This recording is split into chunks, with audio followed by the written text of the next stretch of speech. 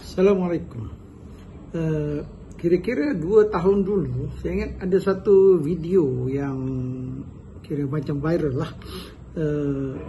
Dalam video tu ada seorang murid perempuan Melayu yang saya rasa itu, bukan saya rasa, memang saya pasti itu adalah hari pendaftaran masuk sekolah. Maknanya dia budak tu tahun 1 lah.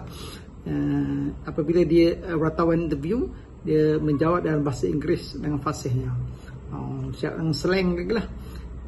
Hebat nampaknya. Dan dulu kita selalu buat lawak, kata, oi, budak orang putih tu kecil-kecil lagi dah pandai cakap Inggeris ya. Nampaknya sekarang budak Melayu pun dah pandai cakap Inggeris ya. So dia lawak tu dah kira macam basi lah. Tapi itu bukan, it's not just the way she talks. The real word is confidence. Dia ada confidence.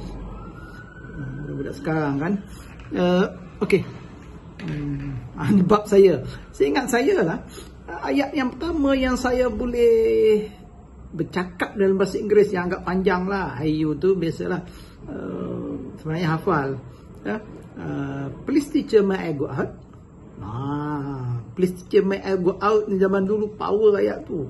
Sebab dengan menyebut ayat tu kepada cikgu yang mengajar, cikgu Inggeris lah yang mengajar pada masa itu, cikgu perempuan, dia boleh membenarkan kita keluar ke tandas.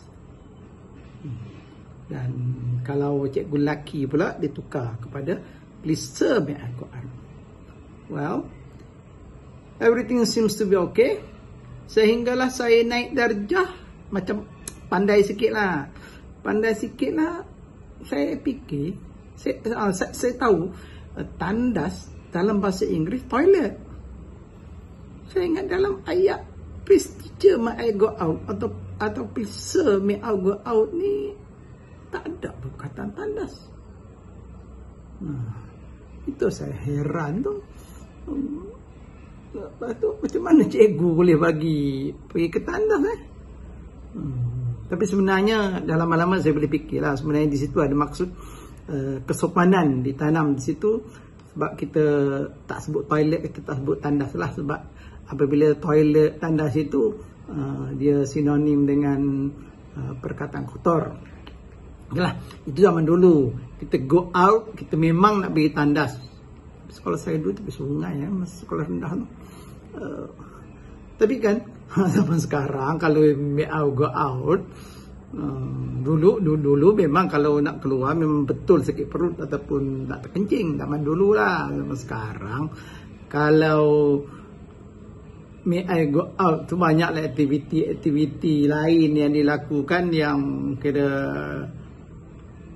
banyak yang illegal lah kan. Okey, tak apa. Tinggalkan bahasa Inggeris dulu.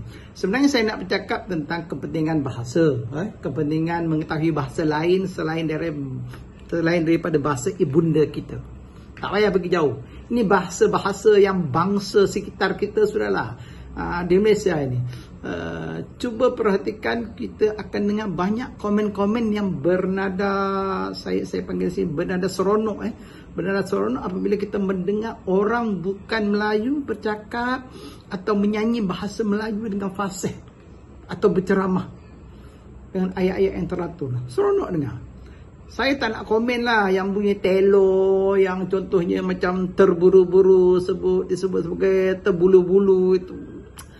Itu mereka bangsa lain, lidah mereka lain, sebab mereka DNA lain. So tak payahlah kita nak gelak-gelak ke apa ke. Dan okey, juga kalau misalnya orang mulai cakap Cina, orang Cina seronok. Okey, Sheila Hamzah, penyanyi Sheila Hamzah, takkan tak tahu kot. Dia mencipta nama di tanah Cina dengan berbahasa Cina. Bahasa Melayu tu, bahasa Melayu tulen dia kan. Dan orang India begitu juga. Kita dengar orang India bercakap, berkomunikasi dalam bahasa Cina, kadang berkomunikasi dalam bahasa Melayu tu normal lah. Sebab member mereka dididik daripada sekolah kan. So kita rasa seronok. Apa lagi kalau yang agak ini kisah ekstrim sikit lah, apabila anak Cina maksud Cina bukan Muslim, apabila dia masuk tadika, balik rumah nak makan ke baca doa, itu agak lucu lah. Tapi di sebalik itu kita rasakan bahawa bahasa itu, bahasa kita anggap, saya panggil di sini bahasa komunikasi, bahasa komunikasi, dan macam-macam cerita seronok boleh didengar dalam hal ini. Dan saya fikirlah, kalau fenomena ini diterima oleh masyarakat, mengapa tidak kita usahakan dia dengan cara serius, usaha yang macam ada unsur penyatuan ni. Dan apabila nak memulakan, of course lah daripada sekolah kan. Tapi bagaimanapun tak payahlah masuk dalam silibus. Cikgu dah pening dan nak menghabiskan silibus yang ada tu pun masukkan dalam aktiviti sebagai co-curriculum. Contohnya kalau macam kelab bahasa Cina. Kelab bahasa Cina, kita keahliannya diwajibkan bukan bangsa Cina. Yang bangsa Cina okey, masuk sebagai rakan pembimbing, tapi tak besarlah. Dan mungkin kalau ada pun satu dua sahaja, kelab bahasa Melayu hold on dulu. Sebab memanglah subjek BM bahasa Melayu tu memang dah ada, memang ada diajar di dalam kelas normal kan. Itu memang wajib lah. Dan untuk kelab bahasa Tamil pun begitulah. Orang Tamil tak boleh masuk. Orang yang bukan Tamil, orang yang bukan menggunakan bahasa Ibu Tamil saja boleh Tamil. Itu sebagai permulaan lah. Okey, sebagai permulaan. Lepas ini kalau ada yang lebih kukuh, lebih canggih, buatlah. Tapi sekarang saya pun ada dengar buat, tapi macam tak perlu serius sebenarnya lah. Kalau tak serius ni, angat-angat tik ayam je lah, sekejap hilang. Dan setahu saya aktiviti kelab ini, persatuan ini bergantung juga kepada guru penasihat. Tak apalah, itu kita bincang kemudian. Cuba buat dulu yang dicadangkan, yang ringan-ringan ni, insyaAllah. Tapi jangan salah hatilah, insyaAllah kedaulatan bahasa Melayu tidak akan tergugat hanya kerana orang Melayu nak menambahkan bahasa lain dalam kepala dia. Bangga ada yang tanya pula, habis bahasa Arab macam mana? Yalah, bahasa Arab lah. Tak apa, belajarlah bahasa Arab. Allah bagi kita RAM yang besar dalam otak kita. Dia punya RAM ni, keupayaan fikiran ni, keupayaan ingatan tu, lebih daripada RAM superkomputer yang ada. Okey? Dan apabila saling memahami bahasa tu, saya percaya memang kuranglah komunikasi tu yang lebih baik lah. Tak adalah cerita-cerita sebut bahasa ni wasit menipu je, bahasa ni cakap belit-belit je. Kita boleh juga, kita dengan ini kita juga boleh memahami bahasa bahasa yang saudara dengan dia. Kita pun lebih memahami budaya bangsa masing-masing. Kadang-kadang kita tahu kita asyik kutuk je. Terutama hal-hal macam pergi ke toilet tandas, itu fahamlah. Saya tak perlu elaborate lagi lah. Saya juga percaya krisis budaya boleh jadi kurangkan. Nak settle semua tak boleh lah. Dan memang nak settle semua tak boleh. Itu memang. Tapi sekarang boleh dikurangkan. Sebab masalah ni biasanya, saya senang gunakan perkataan jahat lah ya. Manusia jahat ni ada di mana-mana. Ada dalam segala bangsa pun ada.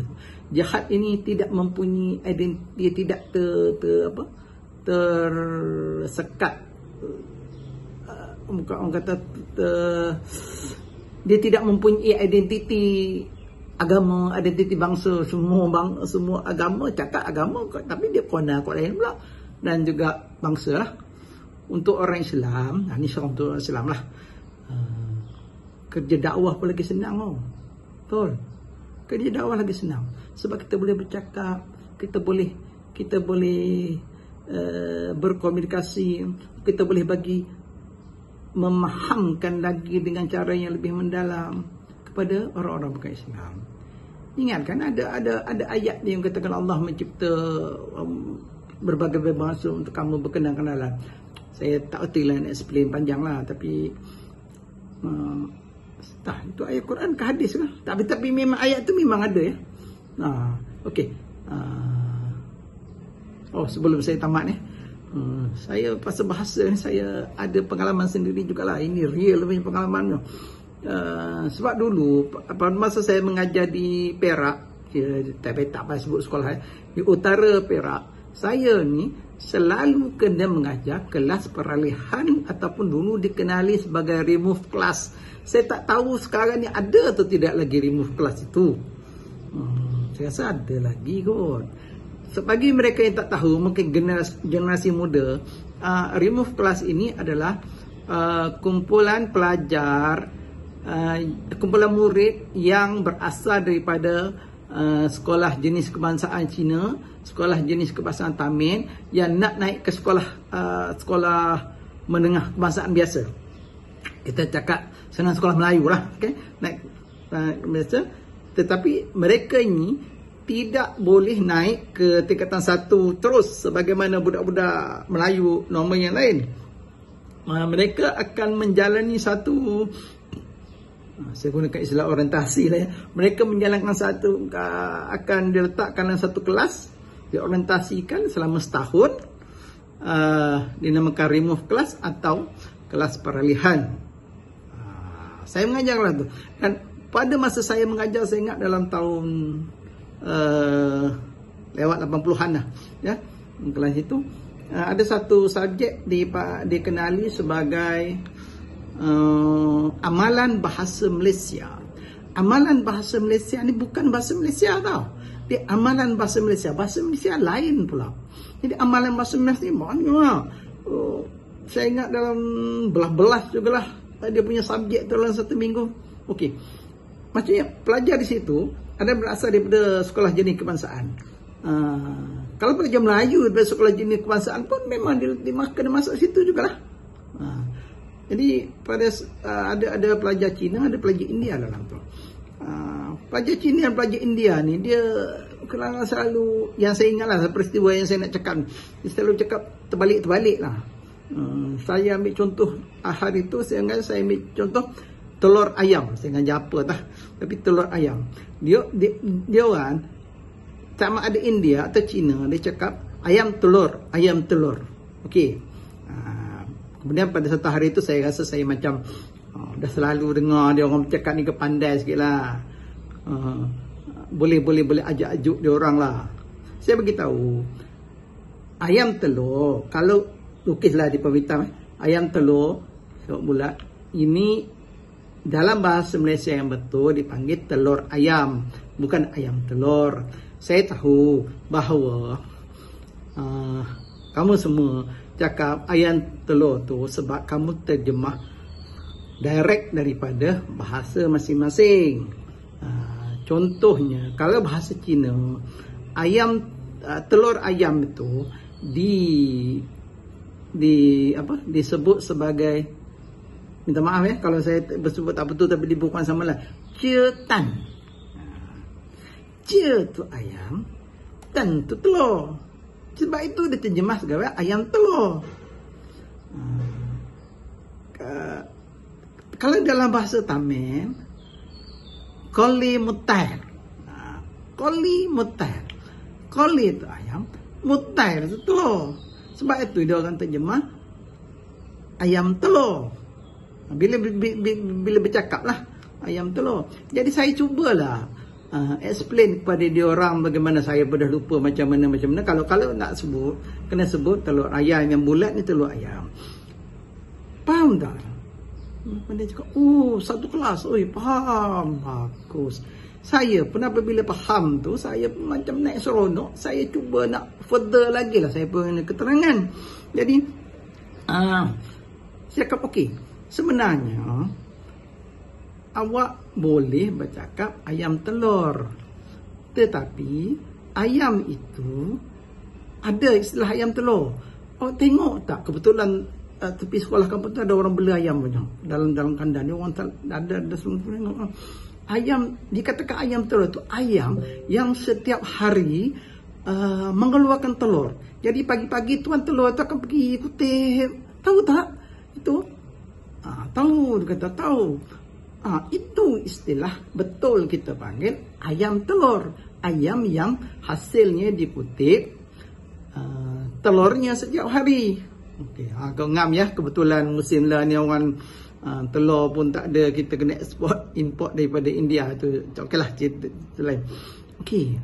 Faham. Ui, saya pun bila dia orang faham, saya pun nak furtherkan lagi.